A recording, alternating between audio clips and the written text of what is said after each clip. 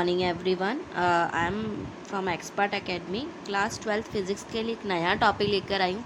अगर मैं बोलूँ तो मैं आज से रिवीजन स्टार्ट करना चाह रही हूँ आप लोगों के लिए कि हम लोग रिवीजन कैसे करें चैप्टर्स का, क्योंकि अभी क्या हो रहा है, कोरोना के टाइम पर है, क्लासेस ऑनलाइन ही चल रही हैं और जो न्यू आए हैं 12th में उनके लिए भी ये बेनिफिट होगा हमारी तरफ से कि आप लोग क्या होगा, नए चैप्टर जो हमने स्टार्ट किया है वो आप लोग पढ़ पाओगे स्टार्टिंग से। और जो बच्चे अभी फ़िलहाल 12th में हैं जो कि अभी एग्ज़ाम नहीं दे पा रहे हैं, अभी जून में जिनका पता लगने वाला है कि एग्ज़ाम पेपर कब होगा, टाइम टेबल कैसे आएगा, तो उनके लिए ये एक बेनिफिट हो जाएगा कि उनका रिवीजन इससे ईजिली हो जाएगा। तो सबसे पहले मैंने आज टॉपिक लिया है, चैप्टर 1 से टॉपिक लिया है जो कि इलेक्ट्रिक चार्ज एंड फील्ड्स हमारे पास फर्स्ट चैप्टर है, उसका मैंने टॉपिक लिया है। जो मेन टॉपिक स्टार्ट करते हैं अपन कूलम्ब्स लॉ, उसी का ये टॉपिक लिया है। तो basically Coulomb's law statement is like between that's the force between the two charges. If I take two charges like the q1 charge and q2 charge, both of these are a positive charge, can be negative charge, both one charge is positive, one charge can be negative. So these are the two charges. Okay, so these are the 2 point charges, and the force is directly proportional to the product of the both charges. That's a statement of this like this कि ना कि मैं बोलना चाह रही हूँ कि आपके पास में जो दोनों चार्ज है उनके दोनों चार्ज के प्रोडक्ट के प्रोपोर्शनल होता है फोर्स। और फोर्स कौन सा है, इन दोनों के बीच में जो फोर्स लगा है वो फोर्स। ओके, आई थिंक आप लोग समझ पा रहे होंगे जो मैं बोलना चाह रही हूँ, ठीक है। और उसके बीच में हमने डिस्टेंस लिए, हर हमारे पास जो डिस्टेंस है वो डिस्टेंस ये होगी बेटा, लाइक हमारे पास ये दोनों चार्जेस हैं, ये और ये चार्जेस, इन दोनों के बीच में मैं डिस्टेंस ले सकती हूँ, आर ले सकती हूँ, ठीक है, डी ले सकती हूँ, कुछ भी ले सकती हूँ, डिपेंड करता है कंडीशन पे, आप जो भी लेना ले सकते हो, जो भी आप नोटेशन लेना चाहो। तो इसके बीच की जो डिस्टेंस है ना, उसके स्क्वायर के इन्वर्सली प्रोपोर्शनल होता है फोर्स। तो हम लोग फोर्स कैसे लेंगे, डिस्टेंस आर के अकॉर्डिंग वैक्यूम के अंदर अगर मैं लूँगी तो F is directly proportional to the q1 q2।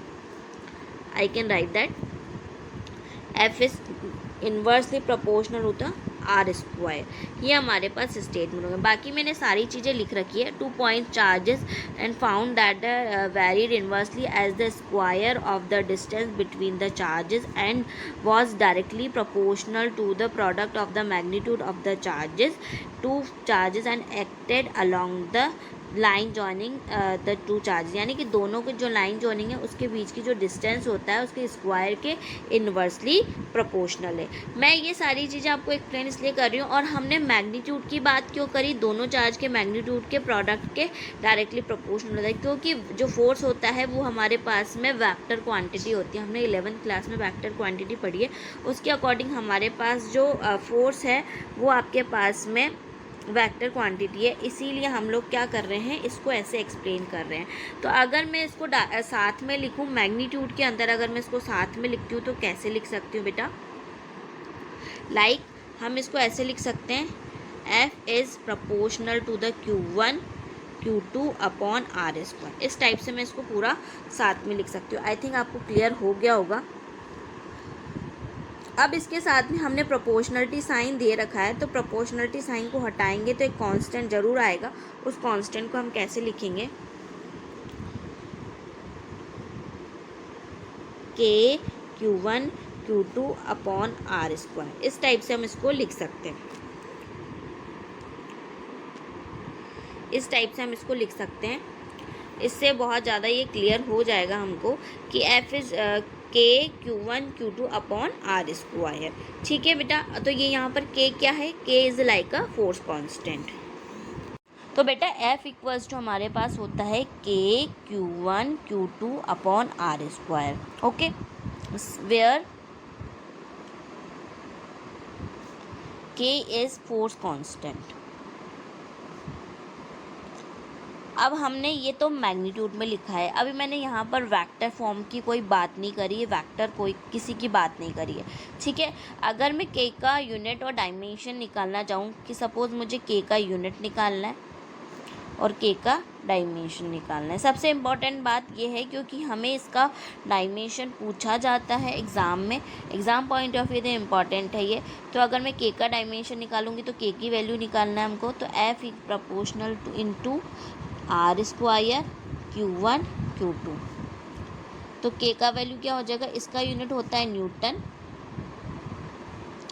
इसका होता है मीटर स्क्वायर, इसका होता है कुलाम स्क्वायर। ओके बेटा, तो हमारे पास ये यूनिट हो गया newton metre square upon coulomb square. ठीक है, अब इसका डायमेंशन अगर मैं देखूँ, द डायमेंशन जो होगा हमारे पास के का, वो हो जाएगा, न्यूटन का होता है, फोर्स का होता है MLT-2, इसका होता है L2, इसका हो जाएगा कुलाम का होता है 80, इसका पावर 2। के का फाइनली डायमेंशन हो जाएगा ML⁻3 T⁻⁻4 और A⁻−2। ये आपका पूरा डायमेंशन हो गया क्लियरली। ठीक है, आई थिंक आपको ये सारी चीज़ें क्लियर हो गई होगी। अब इसका जो वेक्टर फॉर्म है वो लिखेंगे। एक और चीज़ न्यू थिंग है हमारे लाइफ इसके अंदर कि हम लोगों ने अभी तक वो चीज़ नहीं पढ़ी, जो 12th में है वो पढ़ रखे हैं, उनका तो रिवीजन ही चल रहा है एसएच। और जो बच्चे न्यू 12th में आए हैं उनके लिए एक नई चीज़ आती है एप्सिलॉन नॉट। इसको बोला जाता है permittivity, permittivity in a vacuum. ठीक है, परमिटिविटी इन अ वैक्यूम, या एप्सिलॉन का अगर मैं बोलूँ तो ये होती है परमिटिविटी इन अ मीडियम, और epsilon R relative permittivity. New word है, मतलब परमिटिविटी का मीनिंग वैसे क्या समझे हम, एक तरीके से ये कांस्टेंट होता है, ऐसे बोलूँ तो मैं, इसका कोई ना कोई वैल्यू होता है अगर मैथमेटिकल बोलूँ तो, और इसका थ्योरेटिकल अगर मैं बोलूँ कि परमिट करना, मतलब परमिट हो जाएगा एक तरीके से मीडियम के अंदर। एक मीडियम से अगर आप दूसरे मीडियम के अंदर जा रहे हो तो वो मीडियम के अंदर अगर आप किसी थिंग को भेज रहे हो तो वो परमिट हो जाएगा इसकी वजह से। ठीक है, तो ये परमिटिविटी होती है। सो नाउ ये हमको कहाँ यूज़ आने वाला है, ये हमारे को इस फॉर्म में यूज़ आने वाला है। जो के का वैल्यू होता है, के इज़ अ फोर्स कांस्टेंट, के होता है 1/4 पाई एप्सिलॉन नॉट, इसको बोला जाता है एप्सिलॉन नॉट। एप्सिलॉन लिख सकते हैं, वैसे ON भी होता है स्पेलिंग, कोई प्रॉब्लम नहीं है। ठीक है, ये एप्सिलॉन होता है। तो के का यूनिट क्या हुआ हमारे पास, newton metre square upon coulomb square. तो एप्सिलॉन नॉट का यूनिट क्या हो जाएगा, उल्टा हो जाएगा, क्योंकि ये एक दूसरे के इन्वर्सली प्रोपोर्शनल है, ऐसा भी लिख सकती हूँ मैं। ठीक है, तो इसका हो जाएगा coulomb square upon newton metre square. Okay, dimension भी ऑब्वियसली उल्टी हो जाएगी क्योंकि इसकी डायमेंशन भी पूछी जाती है। तो डायमेंशन भी क्या हो जाएगी हमारे पास में, हो जाएगी M-1 L-3 T4 A+2, ऐसे डायमेंशन हो जाएगी। अगर मैं इसका वैल्यू बोलूँ तो के की वैल्यू होती है 9 × 10⁹ newton metre square upon coulomb square, इसका वैल्यू होता है। जबकि एप्सिलॉन नॉट का वैल्यू होता है 8 × 8 5 × 10⁻⁻12 coulomb square upon newton metre square. मेरा ये सारी चीज़ें हमको लर्न करनी होती है, याद रखनी पड़ती है, इसलिए मैं आपको इसको डिटेल में एक एक चीज़ को एक्सप्लेन कर रही हूँ। अदरवाइज़ इसको एक्सप्लेन नहीं किया जाता है बहुत सारे जगह पे, तो इसका एक्सप्लेनेशन होना ज़रूरी है। ओके, तो नेक्स्ट इसका लिखते हैं हम वेक्टर फॉर्म। स्टूडेंट्स, हम लिखने वाले हैं अब Coulomb's law in a vector form.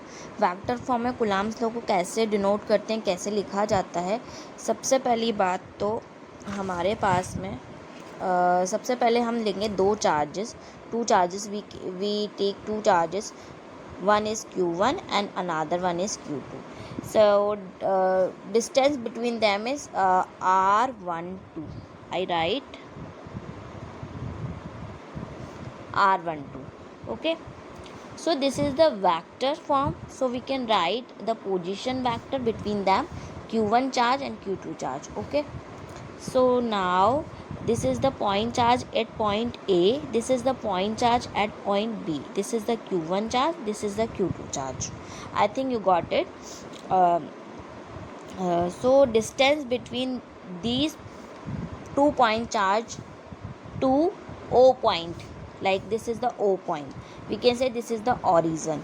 Okay, so distance between the O to A is r1 vector, and distance between the O to B is r2 vector.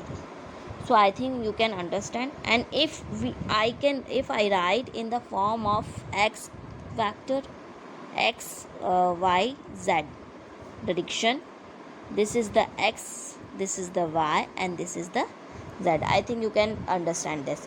So this is the diagram of vector form. So now we can start with the write that the formula about it. F is directly proportional to the q1 q2. If I write in a vector form, so F vector. If I write in a force constant, K, Q1, Q2,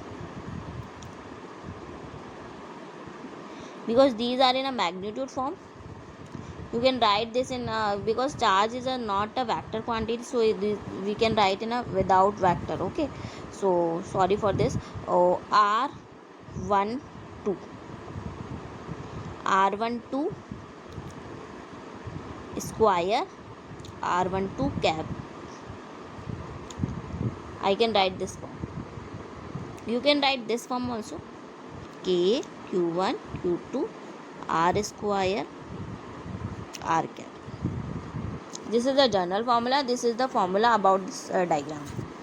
About according to diagram. Okay. So now the distance between R1 to which is distance between the 2 point charges. Okay. So if I use triangle law, according to triangle law. According to triangle law, vector addition of according to triangle law, we can use it.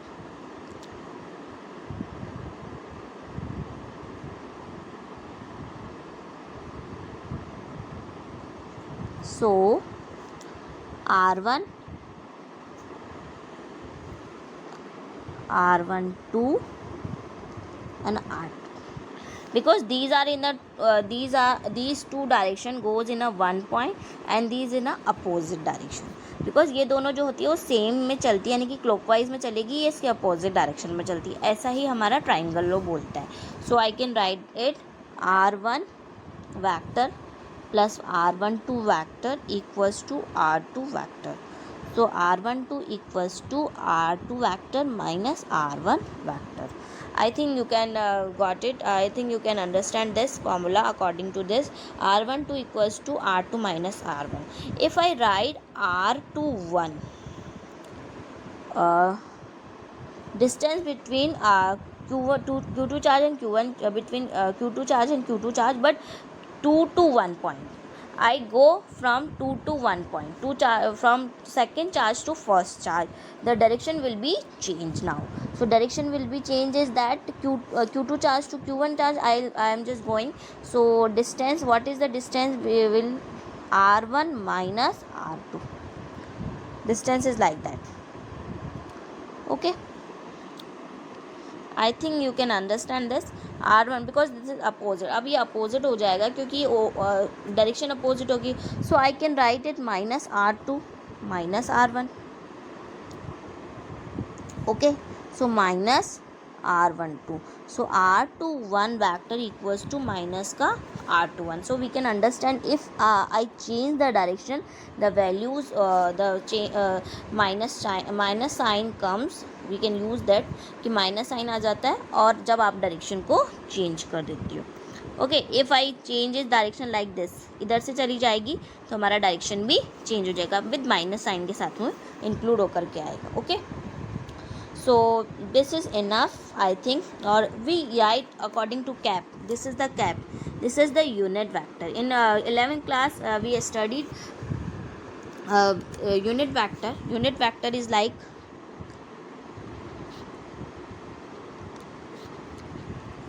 vector upon magnitude of vector.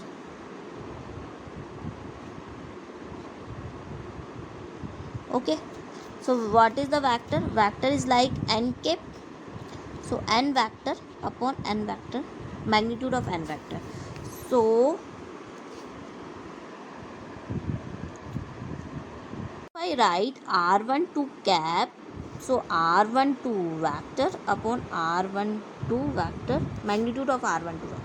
So the formula will be now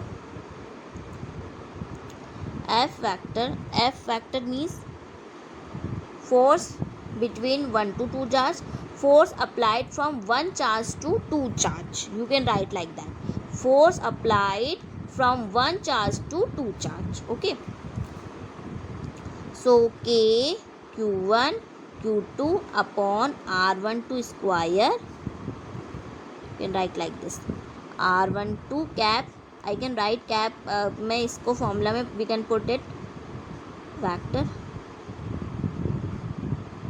So now formula is cube. Okay, so this is the F12 formula, means that force between the 1 charge to 2 charge, or force applied from 1 charge to 2 charge. Okay, so 1 से 2 पर लग रहा है या 2 से 1 पर लग रहा है, दिस इज़ द चार्ज, यानी कि आप क्या लिख रहे हो, force applied from 2 charge to 1 charge, किस पे फोर्स लगा रहा है हमारे पास में, तो ये 2 से 1 पे लगा रहा है. Okay, so if you confuse then I can revise it, 2 charge से 1 चार्ज पे फोर्स लग रहा है, so this is it. Okay, अगर मैं लिखूं कि F21 यानी कि 1 चार्ज से 2 चार्ज पे फोर्स लग रहा है, तो F Q1 Q2 is same R12, this comes in R12 और R21 वेक्टर. अगर इन दोनों को मैं अलग अलग करूँ तो क्या डिफरेंस आएगा, सिर्फ डिफरेंस आएगा वेक्टर में विद साइंस. तो if I interchange it that, अगर मैंने ऊपर जैसे मैंने पहले लिखा था वैसे, क्योंकि इनका मैग्नीट्यूड तो सेम ही रहने वाला है, so magnitude of both of distance of जो होगा वो सेम रहेगा. जैसे अगर मैं मैग्नीट्यूड की बात करूँ तो मैग्नीट्यूड में कोई फ़र्क नहीं पड़ता, सिर्फ डायरेक्शन चेंज होती है. सो ये दोनों तो सेम रहेगा, सिर्फ डायरेक्शन में फ़र्क पड़ने वाला है. अगर मैं F21 को चेंज करूँ तो F21 को अगर सपोज मैं चेंज करती हूँ तो K Q1 Q2, इसको तो मैं लिख सकती हूँ वापस R12 भी लिख सकती हूँ, कोई फ़र्क नहीं पड़ने वाला है इसमें मेरे को. इसको फ़र्क पड़ेगा हमारे पास में, इसको मैं लिखूँगी माइनस का R12 है. ओके, इससे पहले वाले पेज पे मैंने आपको ये चीज़ एक्सप्लेन करी थी. तो ये पूरा वही फॉर्मूला हमारा बस यही वाला आ गया, इक्वेशन 1 वाला. This is we can write that equation 1, equation 2 and equation 3. So from equation 1 and 2, F21 equals to minus F12. So there is a difference between only direction, F12 equals to minus. So force applied from 1 to 2, force applied from 2 to 1. So direction will change in diagram also. So I can write it according to diagram. तो देखिए हम जो charge लगा रहे हैं 1 से 2 पर, 1 से 2 पर लगा रहे हैं, यानी कि सॉरी 1 से 2 पर जा रहा है, तो 1 से 2 पर इधर आएगा, सॉरी 1 से 2 पर यानी कि 2 पर लग रहा है फोर्स, किसके थ्रू लग रहा है, 1 पर लग रहा है, तो F21. अब 1 से 2 पर लग रहा है, 1 लगा रहा है किस पे, 2 पर, अब 2 लगाएगा 1 पर, तो ये आगे हो जाएगा. हो सकता है थोड़ा सा ये आपको स्क्रीन पे अच्छे से ना दिख रहा हो, पर मैं आपको इसको ऐसे समझा सकती हूँ कि आप क्या कर रहे हो, 1 से 2 पर लगा रहे हो चार्ज, तो F1 से लगा रहे हो, 1 पीछे आ जाएगा, किस पे लग रहा है चार्ज, 2 पर, तो F21 तो उस डायरेक्शन की तरफ जाएगा, यानी कि जिससे स्टार्ट कर रहे हो ना उसकी तरफ डायरेक्शन जाएगा. अब जब 2 से 1 की तरफ लगा रहे हो, तो 2 से 1 की तरफ लगाओगे तो कितना लगाओगे, 2 से लगा रहे हो, 2 पर लगा, 2 से 2 लगा रहा है, किस पर लगा रहा है, 1 पर लगा रहा है, तो 2 से 2 की तरफ डायरेक्शन इधर की साइड चली जाएगी. आई थिंक इससे आपको क्लियर हो जाएगा अच्छे से. आई थिंक अगर आपको ये चीज़ समझ में आई होगी तो आपको और अच्छे से क्लियर हो जाएगी. अगर नहीं हुई तो प्लीज़ मुझे कमेंट बॉक्स में ज़रूर बताएं कि आपको ये चीज़ समझ में नहीं आई. Thank you so much. I think आपको ये स्क्रीनशॉट से इजीली समझ में आ जाएगा. और पहले जो स्टेटमेंट था उसका मैंने स्क्रीनशॉट बहुत अच्छे से गिवन दे दिया है. तो आई थिंक आप लोगों को ये वीडियो अच्छा लगा हो तो लाइक करिए, शेयर करिए, सब्सक्राइब करिए मेरे चैनल को. Thank you so much for watching my videos. Thank you.